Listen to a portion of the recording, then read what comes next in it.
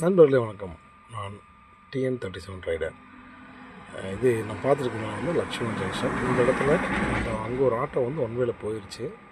இப்போ அடுத்த ஆட்டோ ஒன்று ஒன் வேல போகிறதுக்கு தயாராக இருக்குது. ஆட்டோக்கு மட்டுமே நோ ரூல்ஸ். அவங்களுக்கு எதை பற்றியும் கவலை இல்லை. ஏன்னா ஆட்டோ அவ்வளவு உறுதியான ஒரு பாதுகாப்பான ஒரு வாகனம் அப்படின்னு எல்லாருமே நினச்சிக்கிட்டு இருக்காங்க. நீங்கள் மெயின் அதாவது 100% ஒன் வேல போகிற வண்டிகளில் டூ வீலர் முதல்ல, ரெண்டாவது ஆட்டோக்கள் பாருங்கள். இதில் பிரயாணம் பண்ணுறவங்க ஆனால் அவர் ப்ராப்பராக ஒன் வேல தான் போகிறாரு.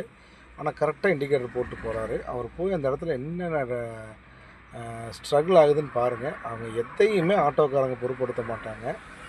நம்ம தான் ஆட்டோ மேலே இடிச்சிருக்கலான்னு பயந்து போகணும். இடது கை பக்கம் ஓவர்டேக் பண்ணுறது, இடது கை பக்கம் ஓவர்டேக் பண்ணும்போது வண்டி ஒட்டி ஓவர்டேக் பண்ணுவாங்க. நம்ம முட்டாமல் இருக்கிற ரைட் சைடு திட்டினோம்னா ரைட் சைடில் இருக்கிற வண்டி மேலே முட்டும். இப்படி பார்த்திங்கன்னா வண்டி ஓட்டுறவங்களுக்கும் ரூல்ஸ் தெரிஞ்சிருக்கணும். அதில் பிரயாணம் பண்ணுற நம்மளுக்காவது சாலை விழிப்புணர்வு கண்டிப்பாக நமக்கு தேவை.